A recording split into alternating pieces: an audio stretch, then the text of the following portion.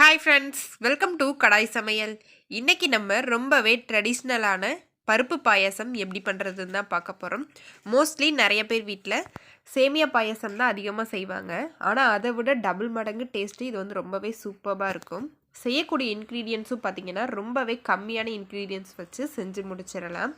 அதுக்கு முன்னாடி நம்ம சேனலை இப்போ தான் ஃபஸ்ட் டைம் பார்க்குறீங்கன்னா ப்ளீஸ் மறந்துடாமல் சப்ஸ்கிரைப் பண்ணிக்கோங்க.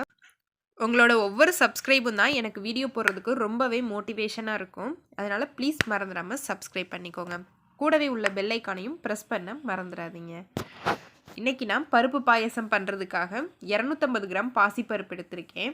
அதை ஒரு கடாயில் சேர்த்துட்டு ஒரு 2 நிமிஷத்துக்கு மட்டும் வாசம் வர வரைக்கும் வறுத்தெடுத்துக்கலாம். பருப்பு எதுவுமே கருகிடக்கூடாது. ஜஸ்ட் அந்த பச்சை வாசனை போகிற வரைக்கும் மட்டும் வறுத்தெடுத்துக்கலாம்.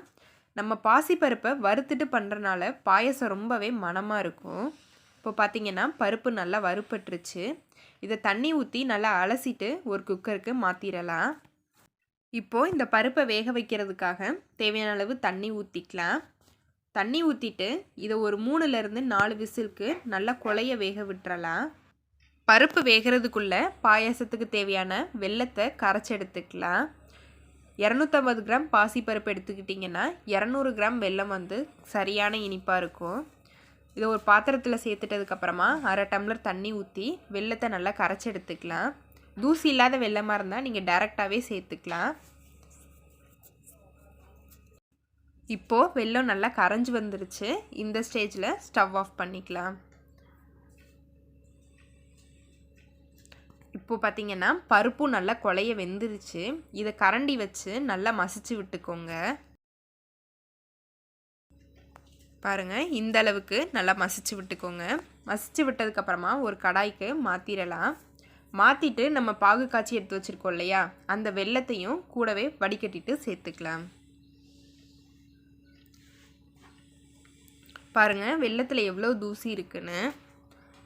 இப்போது வெல்லத்தை சேர்த்துட்டதுக்கப்புறமா அடுப்பை லோ ஃப்ளேமில் வச்சுட்டு நல்லா கலந்து விட்டுட்டே இருங்க.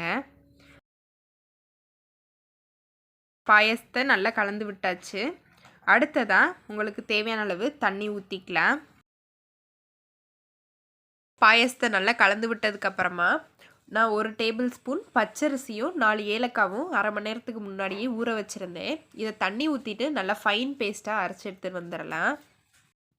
இப்போது அரைச்சி எடுத்து வந்திருக்க இந்த ஏலக்காய் பேஸ்ட்டையும் கூட சேர்த்துக்கலாம். ஏலக்காவை வந்து அரைச்சிட்டு சேர்க்குறனால பாயசம் வந்து சாப்பிடும்போது நல்ல ஃப்ளேவராக இருக்கும். இப்போது இதை சேர்த்துட்டதுக்கப்புறமா நல்லா கலந்து விட்டுருங்க. கலந்து விட்டுட்டு அடுப்பை மீடியம் ஃப்ளேமில் வச்சு ஒரு 5லேருந்து 6 நிமிஷத்துக்கு கொதிக்க விடலாம்.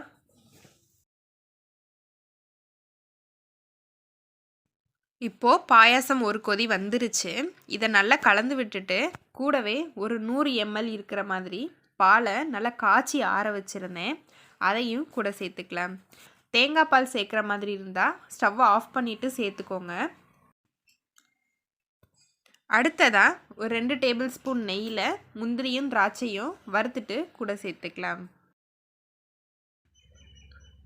இதை நல்லா கலந்து விட்டுக்கலாம். பருப்பு பாயாசம் வந்து ரெடியாகிற வரைக்குமே லோ ஃப்ளேம்லேயே வச்சுக்கோங்க. இது வந்து சீக்கிரமாகவே அடி பிடிக்கும். அதனால் இந்த மாதிரி நான்ஸ்டிக் கடாய் எடுத்துக்கிட்டிங்கன்னா உங்களுக்கு செய்கிறதுக்கு ரொம்ப ஈஸியாக இருக்கும். இப்போது நல்லா கலந்து விட்டதுக்கப்புறமா ஒரு 1/4 மூடி தேங்காவை துருவி எடுத்து வச்சுருக்கேன். அதையும் கூட சேர்த்துக்கலாம்.